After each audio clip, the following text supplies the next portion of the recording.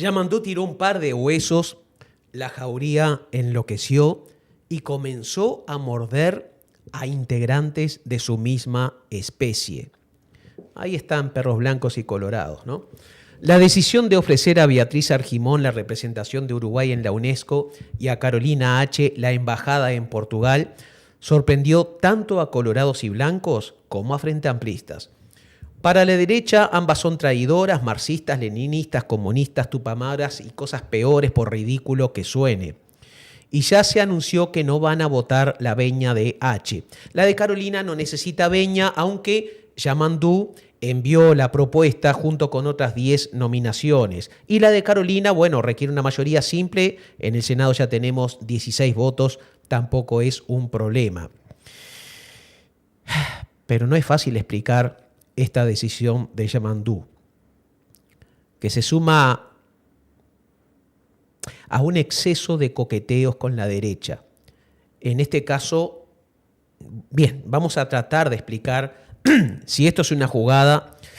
Alguien me la tendrá que explicar con bananitas y manzanitas como si fuera un niño de 5 años porque no la entiendo todavía. Analicemos objetivamente todo esto. Beatriz Argimón, comencemos con ella. Dejando de lado las diferencias ideológicas que tenemos con la escribana Beatriz Argimón, creo que su trayectoria, objetivamente hablando, la respalda para enfrentar un desafío como este. Fue edil, fue diputada por Montevideo, presidente del directorio del Partido Nacional, vicepresidente de la República, por lo cual también presidió la Asamblea General y la Cámara de Senadores. Desde noviembre de 2020 es miembro del Comité Ejecutivo de la Unión Interparlamentaria. Como puntos negativos, bueno, no podemos olvidarnos de algunos episodios lamentables en la sesión de la Cámara en contra de integrantes de la bancada Frente Amplista. Si querés poneme la foto de Beatriz, por favor. Germán, ¿qué tal? Pero lo que menos vamos a poder olvidar es aquella llamada con Fernando Cristino, el publicista, donde trataba de extorsionarla a ella y su entorno, diciendo que conocía quién era el dealer de Luis porque quería cobrar una cuenta que no le habían pagado, y las amenazas de estilo mafioso que Beatriz Argimón utilizó para hablar con él. Esa es la parte negativa. Si omitimos ambos episodios, le sobran credenciales que justifiquen la decisión del presidente. Quedará en cada uno la libertad de omitirlos o no. Según la mano derecha de Yamandú, el Pacha Sánchez, lo que se buscó fue dar una señal de amplitud sin pedir nada a cambio. ¿Cuándo van a entender nuestros compañeros que esta oposición no merece tanta generosidad, no merece tantas contemplaciones? Sin embargo, Álvaro Delgado calificó ambas designaciones como picardías. Se quejó de que no se hubiera comunicado la designación de Beatriz Argimón a ninguna autoridad del Partido Nacional. Bueno, Orsi podría decir aquí, estoy buscando las palabras exactas de Delgado, no la encuentro, pero no importa, que partió de la base de que Argimón es una persona adulta y ella podía decidir a quién, cuándo y cómo comunicar la propuesta. La van a apoyar finalmente para que ocupe el cargo, pero varios senadores del Partido Nacional no ocultaron su indignación. ¿Por qué? Y por algo muy simple. Hay pocos trompos para muchos nenes. Ni Graciela Bianchi, ni Sebastián da Silva, ni Sergio Botana pudieron mantener el más mínimo decoro y se han dedicado durante toda la semana a carnear y cocinar a fuego lento a su compañera de partido. ¿Qué pasa con Carolina H? Te pido la foto, Germán. El senador Sebastián da Silva dijo lo siguiente, se lo voy a leer. No reúne las condiciones establecidas en el Estatuto del Servicio Exterior como para ser jefa de delegación. A ver, analicemos esto de nuevo con objetividad y de nuevo dejando de lado las diferencias ideológicas. Veamos quién es Carolina H. Valle. Nació en 1980, tiene 44 años, cumple 45 el mismo mes que yo, en noviembre. Perdón. Se graduó de abogada en la Universidad Católica del Uruguay, obtuvo una maestría en Derecho Internacional en la Universidad de Bolonia. En 2006 realizó una pasantía curricular en la Comisión Europea en Milán. En 2007 realizó una tecnicatura en Comercio Exterior en el Instituto Técnico del Mercosur. Entre 2008 y 2010 trabajó en el Departamento Legal del Banco Santander en Ginebra, Suiza. Entre 2020 y 2022 fue viceministra de Relaciones Exteriores hasta que, cayó por el escándalo Marcet, en ese momento, en primera instancia, catalogada como la primera responsable. Todo esto en representación del Partido Colorado. Está casada. A ver, a mí no me gusta hablar de la vida privada de las personas públicas, pero en este caso es insoslayable para tratar de entender esto. Está casada con Tomás Romay Buero. Es sobrina de Eduardo H. y sobrina nieta de Jorge Valle. Es indudable que ustedes me van a disculpar, pero esto me lo recomendó el médico. No. Ya sin el pocillito, sin la tacita, ya directo de la botella. La taza. Antes se disimulaba. Vale, ¿dónde estábamos? Sí, vale. Es obvio que al pertenecer al clan Valle Romay, su ascenso a las cúpulas del poder estaba garantizado o facilitado, pero sin embargo, como verán, estoy haciendo un análisis objetivo, desprovisto de pasión. Hay que reconocerle su esfuerzo personal por capacitarse y no depender exclusivamente de su linaje, de su abolengo. ¿Por qué la odian blancos y colorados?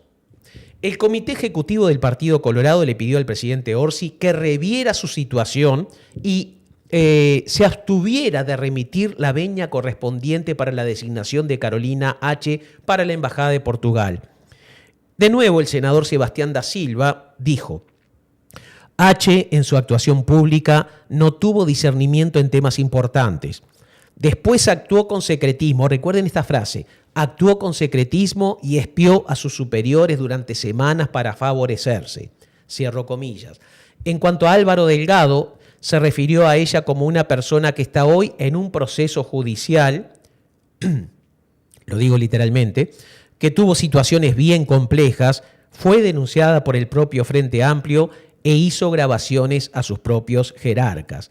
La pregunta es, ¿y está mal grabar a los jerarcas? Una corrección, senador. Carolina no está procesada, es denunciante y testigo de hechos delictivos cometidos en la torre ejecutiva durante el gobierno de ustedes, frente a las narices del presidente Luis Lacalle Pou, quien sí actuó con secretismo. ¿Les molesta que hubiera grabado al ex canciller Francisco Bustillo y a Roberto Lafluf, el asesor publicitario, el creador de Luis sin apellido, dejando al descubierto sus maniobras delictivas? Y estoy dispuesto a sostener esta palabra en un juzgado. Además, recordemos que el Partido Nacional le pidió a este gobierno que designara a Francisco Bustillo para la Embajada de Portugal. Y el presidente Orsi no solo no accedió, sino que le dio la embajada a quien lo sepultó 7 metros bajo tierra. Ahora, recordemos brevemente cómo fue esta historia. El caso Marcet para Uruguay comenzó cuando el subsecretario del ministro del Interior, Guillermo Maciel, le envió un mensaje a Carolina, subsecretaria de la Cancillería, y le dijo: hola, Caro, ¿podemos saber qué pasó con este delincuente detenido en Dubái, Sebastián Marcet, por documento falso? Es un narco uruguayo muy peligroso y pesado. Queremos saber si sigue detenido o si lo liberaron, lo cual sería terrible. Maciel hasta ahí había hecho las cosas bien. Ella respondió: hola, dale, te averiguo. Luego, el 5 de noviembre de 2021, respondió: sigue detenido. Y otro mensaje decía: Carolina, te mando a subsecretaría toda la info que nos llegó de Dubái. Ese es el documento falso que usó. Son 3 mails. Bien. Por su parte, los senadores frente amplistas Charles Carrera y Mario Vergara le pidieron al Poder Ejecutivo información sobre todo esto, si sabían quién era Marcet y por qué se dio el pasaporte, información que fue negada. Tuvieron que acudir a la justicia y así y solo así nos pudimos enterar del cruce de mensajes entre ambas subsecretarías. ¿Y cuándo comenzaron los problemas de Carolina? Bueno, se supo que en noviembre de 2021 había recibido en su despacho a Alejandro Balbi, el abogado del narcotraficante Sebastián Marcet. Según ella, solo le preguntó cuándo saldría la valija diplomática. Ya había hablado con una legión de funcionarios, Balbi, y que en ningún momento le planteó ninguna inquietud directa sobre el tema del pasaporte. Ya sea que intercedió o no, lo cierto es que el pasaporte salió como por un tubo, en tiempo récord, pese a las advertencias de la ex cónsul y el embajador de Uruguay en Emiratos Árabes. Pese a que a Marcet lo investigaba nuestro Ministerio del Interior, que en ese momento dirigía Heber, la Brigada Antidrogas, en coordinación con la DEA de Norteamérica y la Policía de Paraguay. Y eso no se hace sin conocimiento del ministro y del propio presidente de la República. En síntesis, el Poder Ejecutivo le mintió al Poder Legislativo al decir que no sabían quién era Sebastián Marcet. La pregunta del millón, ¿por qué? Cuando estalló el escándalo y buscando cortar por los hilos más delgados, el presidente Luis Lacalle Pou le pidió a Carolina su renuncia. Carolina pasó casi un año sin abrir la boca y pasó luego, ante la opinión pública, de ser villana a, para muchos, incluso heroína. Para muchos, puede ser discutible, ¿no? Al destituir al subdirector de la Dirección Nacional de Identificación Civil, Alberto Lacoste, y a Carolina H., el presidente intentó que todo quedara por ahí, culpando a funcionarios de segunda, tercera o cuarta línea, para salvar a los ministros y para salvarse él mismo, el primer responsable de todo lo sucedido. Tiempo después, H. le manifestó al fiscal Alejandro Machado los detalles de una reunión en una casona que el Ministerio del Interior tiene en el Prado, para coordinar lo que dirían y lo que no dirían durante la interpelación a los ministros. Estaban allí los ministros Bustillo, Heber, los subsecretarios Maciel H., los directores generales, Roberto Lafluf, por supuesto, y varios jerarcas policiales. Si quieren ser justos en el juicio popular con Carolina H., pónganse en sus zapatos en esa reunión. 20 tipos presionando a la única mujer presente. Bustillo comenzó a cavar su propia fosa cuando la llamó, ya siendo ella ex vicecanciller, sin saber que ella le estaba grabando. Y le sugirió que perdiera su celular. Esto implicaba engañar a la justicia y al Parlamento, prometiendo además hacer que la tipa, según sus propias palabras, encargada de la investigación administrativa por parte de la división jurídica del ministerio, no hiciera preguntas comprometedoras, o sea, que iba a mover sus influencias para evitar que esto siguiera adelante. H., para entonces, ya había enviado el contenido de los chats bajo acta, protocolizados, dirigidos al canciller, pero ese documento terminó en las manos de Roberto Lafluf, o sea, en las manos de Lacalle, y ese documento terminó siendo destruido. Roberto Lafluf también llamó a Carolina, quien sin ningún apuro y con mucha paciencia continuaba grabando y preparando su revancha y protocolizando todo.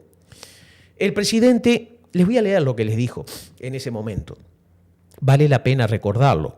El presidente quiere tener una reunión contigo y con Maciel, acá en el piso 11 de la Torre Ejecutiva, a las 3 de la tarde. Sería conveniente ingresar por el garage. Eso lo dijo el hombre de más confianza del presidente de la República.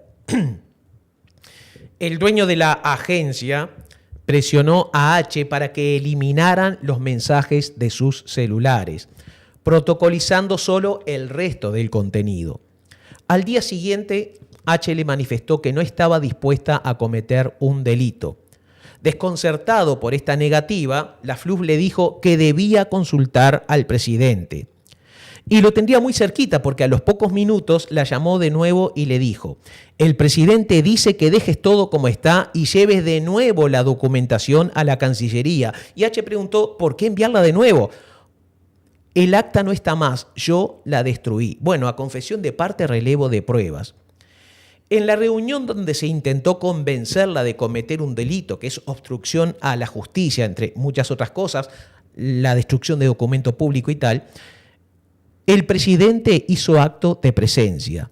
Su frase "solo pasé a saludar" se convirtió en un hit.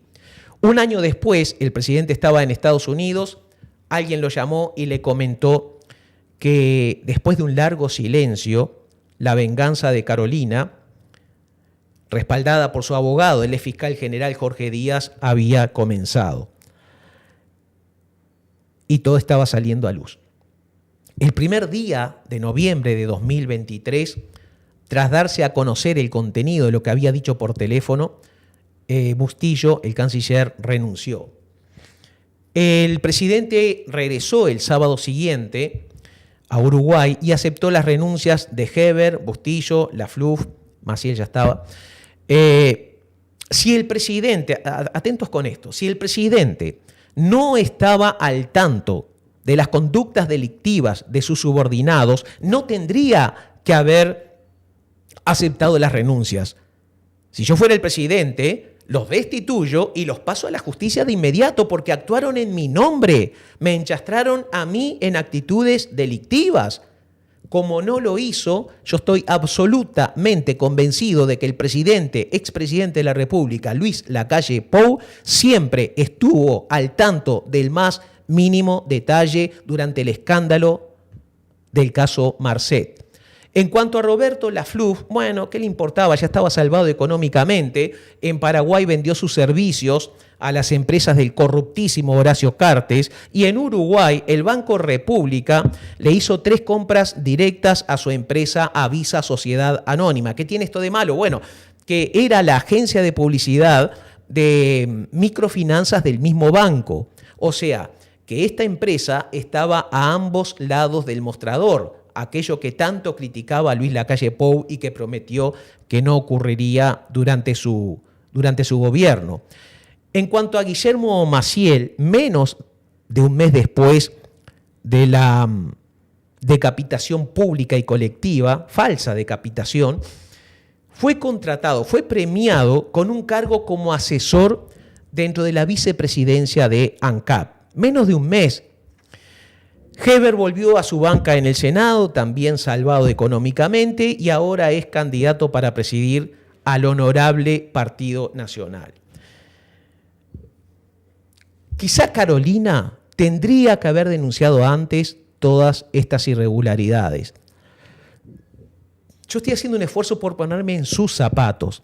Si ella no hubiera tenido paciencia, si no hubiera grabado a Bustillo y a Lafluf, callándose la boca mientras todo el país le caía encima, nada de esto se sabría hoy. Quizá deba decir, si no hubiera estado asesorada por Jorge Díaz, esto hubiera permanecido sepultado. Ahora, ¿está bien o está mal lo que ha hecho Yamandú al designarla para el puesto que ambicionaba Bustillo y lo de Argimón para la UNESCO? Yo hubiera preferido que se nombraran frente amplistas o funcionarios de carrera. Hay tantos licenciados en relaciones internacionales y carreras similares que están sin trabajo, pero que además tienen convicciones frente amplistas. Si fue una jugada, nadie la entendió, Yamandú, ni allá ni acá.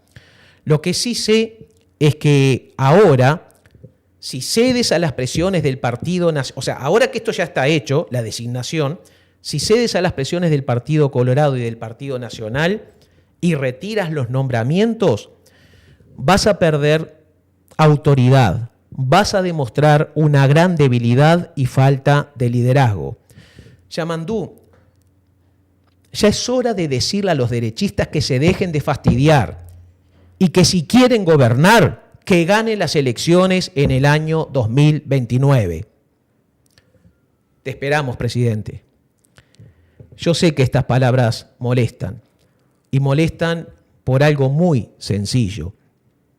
Noticias algo que alguien, en alguna parte, por algún motivo, no quiere que se sepa. Mi nombre es Enrique Ortega Salinas, junto con Germán Ávila. Por todo esto y mucho, muchísimo más, estas son, y aquí comienzan, Palabras Prohibidas.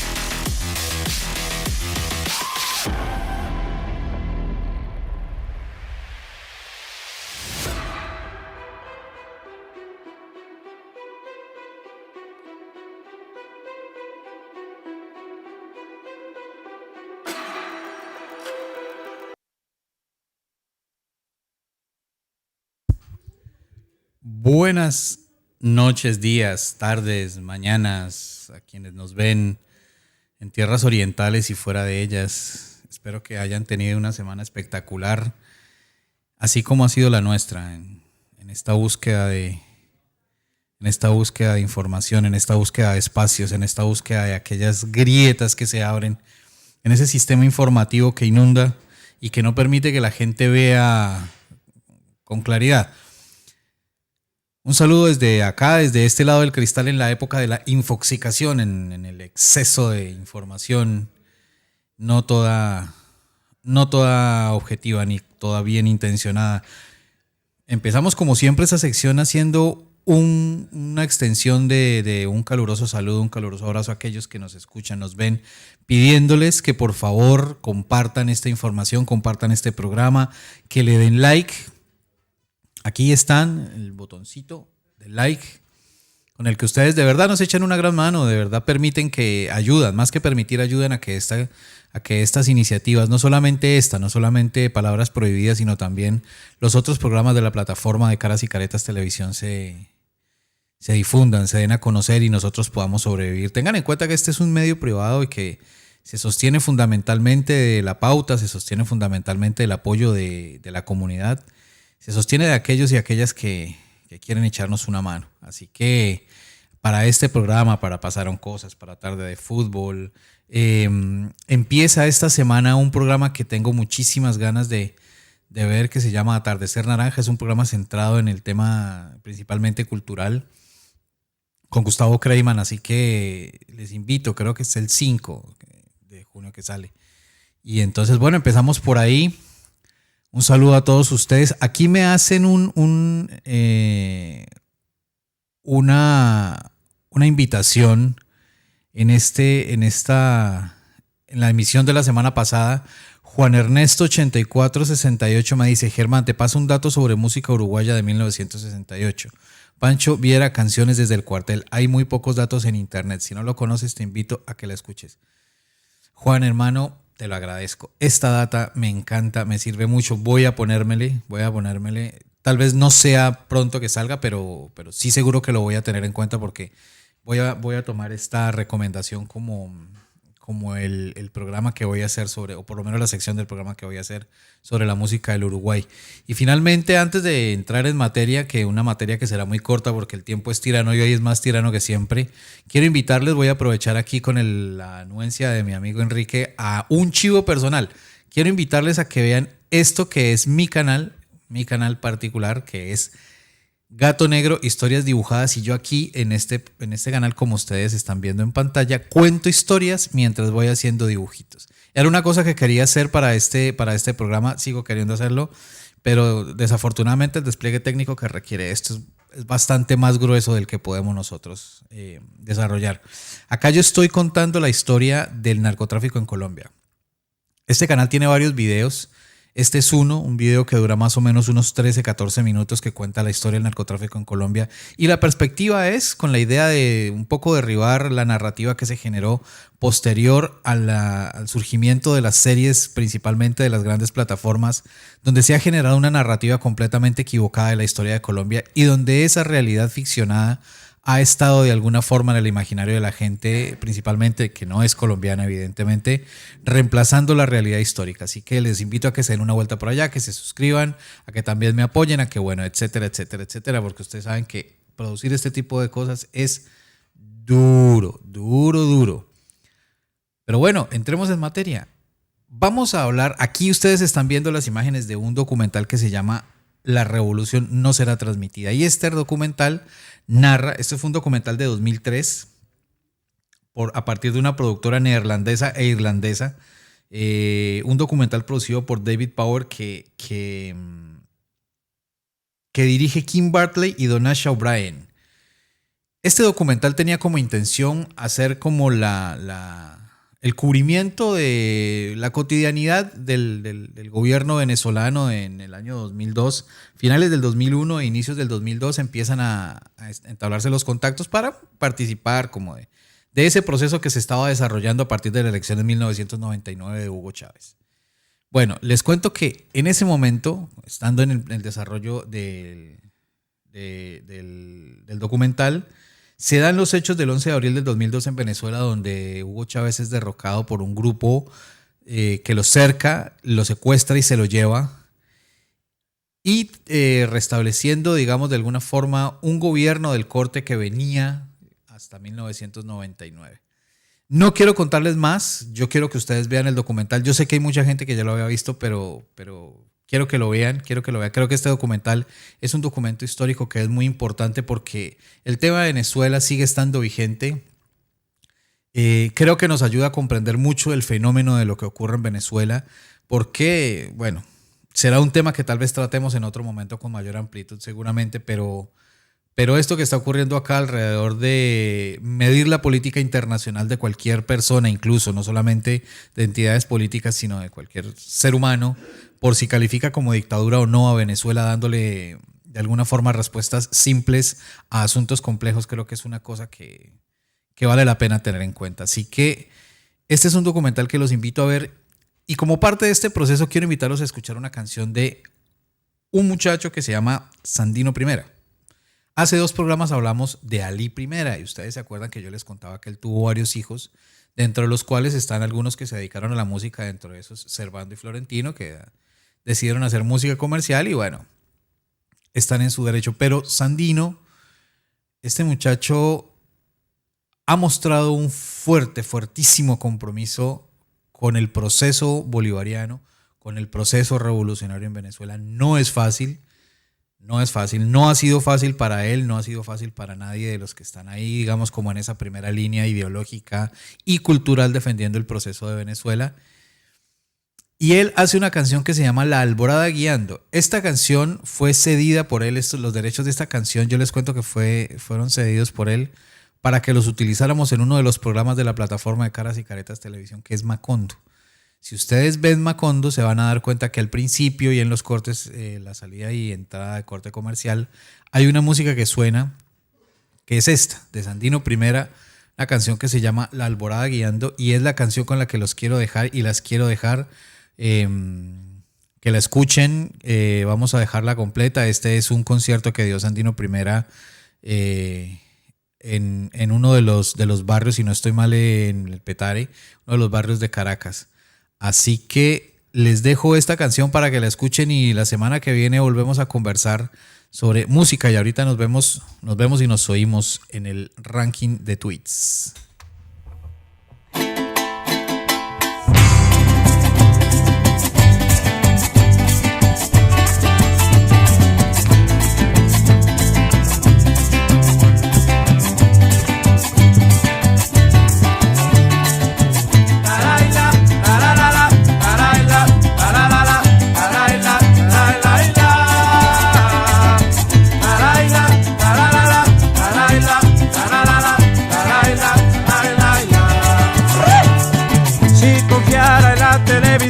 No te pudiera conocer,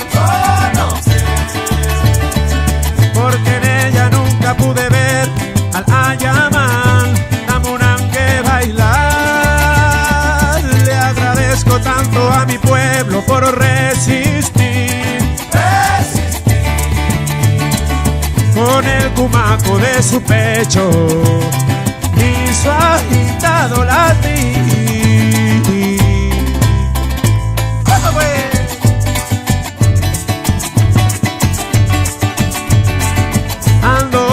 A tus amores y a un poco de violín, sudor de los trabajadores, de obrero cultural que no parará. Tan subestimado está este canto, disque pa' amenizar. Con el cocuy y unos ramazos los vamos a estimar, pa' que aprendan a respetar. Machabelo, la raila, la la la la, la raila, la la la la, la raila, la raila, la. Si ya estás cansado de remodelar, entonces vente a destruir.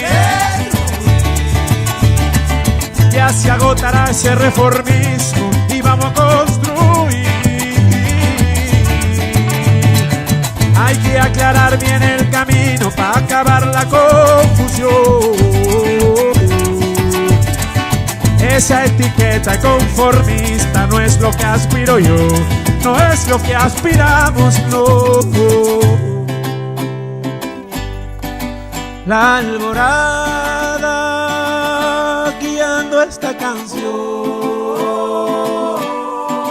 intentando calmar las penas de hoy, la de mi gente, de su rabia y su clamor, señalando a los traidores del amor, apunta creador la idea con la acción.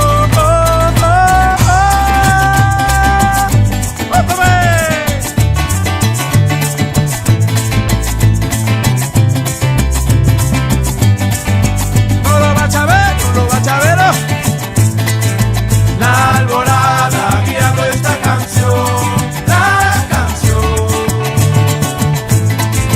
La alborada guiando esta canción, la canción. La alborada guiando esta canción, la canción. La alborada guiando esta canción.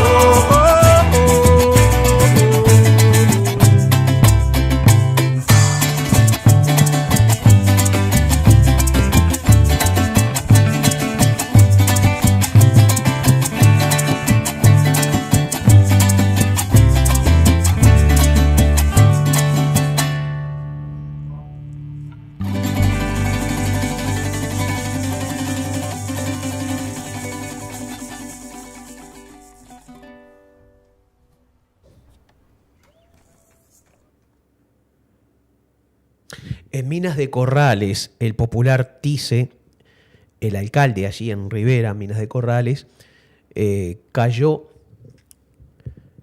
En principio podríamos adelantar de que se le va a imputar asociación para delinquir, corrupción de menores. Bueno, no sé exactamente qué figura le pondrán ahí. Hay chiquilinas que van de 14 años a 17. Él en particular mantenía relaciones con un chico, pero no tengo la edad. Y eran varias personas, de hecho cayeron 7 personas detenidas. José González, alcalde del Partido Colorado en Minas de Corrales. Y yo me pregunto, ¿qué le pasa a la gente de Artigas y de Rivera, entre otros departamentos, ¿no?, que viendo tanta corrupción por parte de sus gobernantes, lo sigue votando? Y en Rivera, la lista, creo que es la lista 200, la del alcalde Tice, arrasó. El Partido Colorado arrasó. De hecho, le ganaría al Frente Amplio y al Partido Nacional juntos. Si no me equivoco, anduvo por los 43.000 votos contra menos de 13.000 votos o 10.000 y pico tenía el Frente Amplio, y por la mitad andaba, por la mitad entre ambos partidos andaba el Partido Nacional, ¿no? Y esto se suma a varios casos de alcaldes de la derecha en varias partes del país. Recuerden en Soriano, en Dolores, al alcalde blanco Juan Andrés Oronós, condenado por ciberacoso contra un menor de edad. Al alcalde blanco Alfredo Sánchez, condenado en Colonia, él y media familia, ¿no?, por asociación para delinquir. Y su hija, que estuvo condenada también, ahora ganó la alcaldía nuevamente. Es increíble. Así que a Colonia también le pregunto qué tienen en la cabeza. Varios delitos eran: fraude, concusión, cohecho calificado, falsificación ideológica, encubrimiento, de todo, ¿no? Al alcalde blanco, creo que era Humberto Allende, de Cerro Largo, imputado por la violación de una anciana de 77 años. El alcalde de Rincón de Valentín, todo esto en el periodo pasado, ¿no?, condenado por abigeato, lideraba con su hijo y otras personas una organización delictiva. Esa es una de las cositas que queríamos comentar. Ahora está en manos de la justicia, ¿no? Hablando de la justicia, Charles Carrera va a ser imputado por la causa aquella del hospital policial y tal, ¿no? Yo creo que la fiscal es una buena persona, es una profesional seria, y creo que Charles Carrera también es una buena persona. Entonces entristece ver estas visiones opuestas que tienen sobre lo sucedido. Nosotros ya hemos hablado sobre el tema, dejemos que la justicia continúe. Otro fiscal va a convocar al presidente Luis Lacalle Pou para declarar. En fin, va a estar movidita la cosa en los pasillos judiciales o del Poder Judicial este año. Te voy a pedir que por favor pongas la gráfica, Germán. Hay una persona que con muy mala intención en Twitter, ni siquiera lo voy a mencionar, publicó el listado de funcionarios públicos que tiene cada intendencia. Quizá tengas la otra que yo te pedí que no, o te dije que no le íbamos a pasar. ¿La eliminaste? No te preocupes, no te preocupes. Él publicó una lista de la cantidad de funcionarios públicos criticando de esa manera a Canelones y Montevideo, la cantidad de empleados que tienen las intendencias. Pero es muy injusto hacerlo así. Es muy injusto criticar la cantidad de funcionarios municipales si no se tiene en cuenta las dimensiones del departamento y, sobre todo, la cantidad de personas que hay que atender. Pero miren esta gráfica a pedido de muchísima gente. Las dos intendencias que tienen menos cantidad de funcionarios públicos con relación a la población son, en primer lugar, allá abajo, Montevideo, y le sigue la de Canelones. Le sigue, justo es decirlo, la Intendencia de San José. Y en el otro extremo, porque había personas incluso que decían, me quiero ir a vivir a Flores porque era la que tenía menor cantidad de funcionarios. No, pero es la que tiene más cantidad de funcionarios con relación a la población. Es impresionante la cantidad de funcionarios municipales que hay en Flores. No sé, creo que si se cierra la intendencia allí, desaparece el departamento. Entonces quería mostrar esto. Y vamos ahora a algo que me tiene muy intranquilo. Poné por favor la noticia sobre lo del Ministerio de Defensa. Y no solo a mí me intranquilizó, sino que creo que a toda la militancia frente amplista, desde Rivera hasta Rocha, desde Artigas a Montevideo. Esta página, que le pertenece a la Embajada de Israel, por lo que tengo entendido, por lo que pude averiguar, se llama Israel en Uruguay. Y les leo.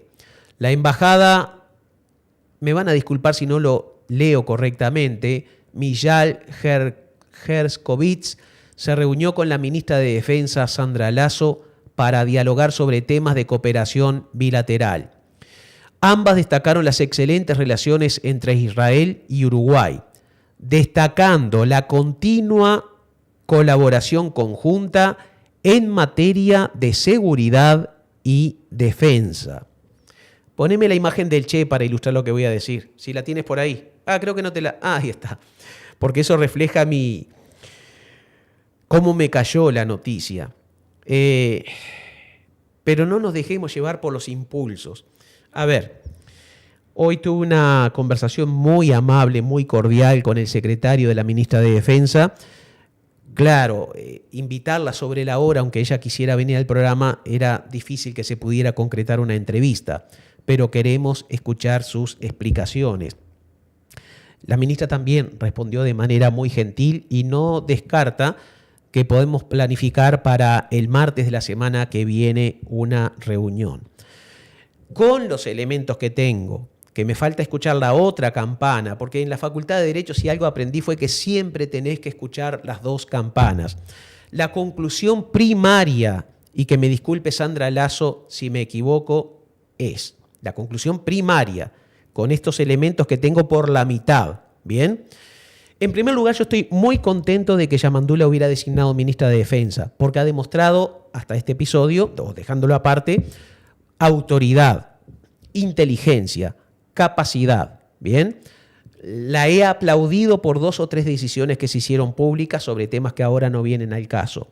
Dicho esto, esta reunión y sobre esos temas, seguridad y defensa, en momentos en que Israel está perpetrando un abominable genocidio contra la población palestina, con la excusa de lo que hizo el tonto útil de la película, que es Hamás, me parece que se puede interpretar como un espaldarazo político, como un respaldo político a todo lo que hace Israel. A ver, yo sé lo que piensa Sandra Lasso y yo sé que bajo ningún concepto se le cruza por la cabeza una idea tan descabellada, pero este tipo de acciones da lugar a que la militancia se agarre la cabeza diciendo qué está pasando aquí, porque esto se suma a la negativa del gobierno, ya inocultable, de llamarle genocidio al genocidio. De hecho, se hizo una declaración sumamente tibia, obligados por las circunstancias, pero casi se notaba el desgano en hacerla. Y esto no es lo que votamos los frente amplistas. Me entristece adelantar esto. Esto es un adelanto de una profundización, porque tengo la mejor opinión de Sandra Lasso, ¿bien? Ella ya va a aclarar. También pienso que la Embajada de Israel, que en definitiva está liderada por una política, le hizo una jugada sucia, porque esta reunión tuvo lugar hace como un mes, si no me equivoco, cerca de un mes. Y recién ahora la ponen, luego, pocos días después de que el gobierno, por tibia que fuera, pero hizo una declaración exigiendo a Israel una cantidad de cosas, me da la impresión que es una movilización del lobby sionista. Y hay que llamar a las cosas por su nombre. Genocidio allá y el sionismo metiendo presión. Aunque, como ya aclaré, no confundan jamás, no igualen jamás ser judío con ser sionista. No confundan la harina con la arena. No siempre es lo mismo. Por supuesto que hay muchísimos judíos que están de acuerdo con esta barbarie, pero yo conozco, y cité nombres, a muchísimos que están en contra de esta barbaridad, que no tiene perdón bajo ningún concepto. Entonces digo, fui atendido con muchísima amabilidad en el Ministerio de Defensa. Lamentablemente nosotros tenemos el programa recién el martes que viene. Sigo desconforme con la política de comunicación del Frente Amplio. Lo critiqué en este libro que ya lleva la 5ª edición, agotándose, llame ya. Aquí, antes de hacer la crónica del desastre de lo que fue el gobierno anterior, le dedico todo un capítulo a los errores del Frente Amplio, explicando por qué perdimos y por qué merecimos perder en 2019. Y yo veo con mucha desazón que estamos cometiendo en materia de comunicación los mismos errores que nos llevaron a la derrota en 2019. Hasta ahora, en estos poquititos meses, y ya no lo digo por lo de Sandra Lasso, que requiero, eso es un tema que lo dejo en stand-by, pero se han dado varias señales que indican que parece que estuviéramos deseando que Luis Lacalle Pou regresara ganando las elecciones en el año 2029. El que avisa no traiciona. Si yo fuera presidente, en vez de rodearme de adulones, preferiría... Perdón, no estoy diciendo que son adulones los que tiene al lado. Lo que quiero decir es que valoraría mucho más a aquellos compañeros que me dicen, cuidado Enrique, mira que metiste la pata, o estás por meter la pata, o acá, por tu buena voluntad, vas a tender la mano y te la van a morder. Cuidado con tender la mano a cierta clase de perros potencialmente peligrosos. Germán, ¿pasamos al ranking? Pasemos. Bueno, entramos por acá. Vamos a darle tratamiento administrativo a los tweets hoy por el tema que tenemos un poco apretado el horario por que bueno, se van a hacer actividades posteriores a esta grabación. Germán, y te propongo incluso que Dime. terminemos con el ranking de tweets, que hoy no continuemos con la otra parte. Dale, perfecto. Bien, Susana Ferreira nos dice, Susana Ferreira es dura, ¿eh? Dice, falta que nombren a Fossati fiscal de corte o ministra de justicia. O ministra de justicia si crean el ministerio. Bueno, creo que por donde ha ido Enrique está bastante clara la posición. Pongo esto grande porque yo tampoco alcanzo a leer mucho, la verdad. LCI Flores nos dice, quiero creer que ahora que en La Valleja ganó el Frente Amplio, van a parar esta obra que es un robo del Partido Nacional. ¿O estaban todos prendidos? La verdad, no vi nada sobre este afano. Creo que es una inquietud que compartimos muchos. Luego, Florencia Story nos dice, ser neutral en situaciones de injusticia es estar del lado del opresor. No hay margen para otras interpretaciones posibles. Se explica solo este tuit. Andrés Danza nos dice que la designada para un cargo importante en el exterior sea la vicepresidenta del anterior gobierno, de otro color político que el actual, habla mucho de lo que muestra el Uruguay hacia afuera. Verdad es. Alejandro nos dice, esto es capitalismo. Si la caja profesional está fundida, deberían ser los activos y pasivos quienes lo resuelvan. Si hubiese una sola caja, BPS, verdaderamente solidaria e intergeneracional, sería diferente. Aplica para militares, bancarios, policías y cualquier otra élite. También, bastante diciente tuit. Hugo nos dice, tendremos que salir a la calle a defender posiciones, probablemente hasta a defender al gobierno del gobierno mismo, y quizás esto último sea lo más necesario, porque a hechos vistos no puede con todo.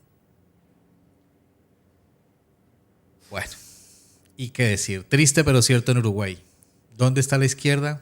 Al fondo a la derecha. O bueno, no sé si triste pero cierto. Esto creo que da para conversarlo.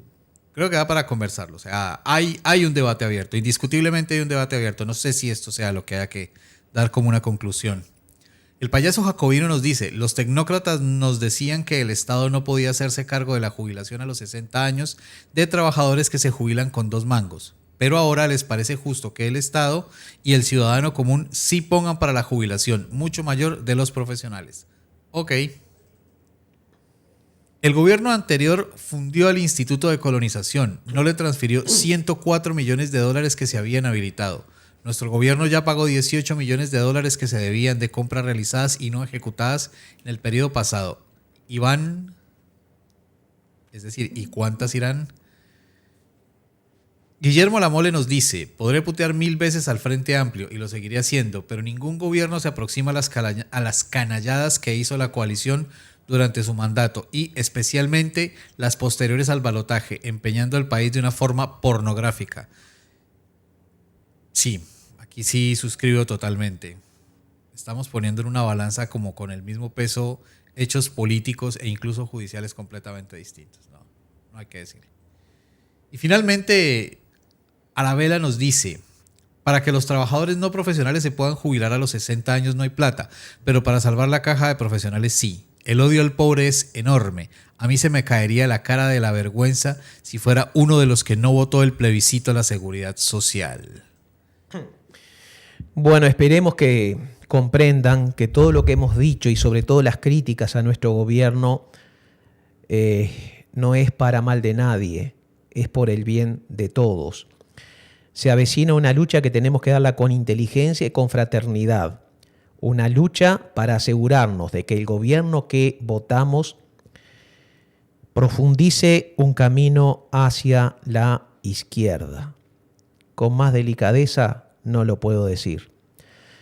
Nos vemos el martes que viene a la hora 20 en punto. Gracias por estar ahí.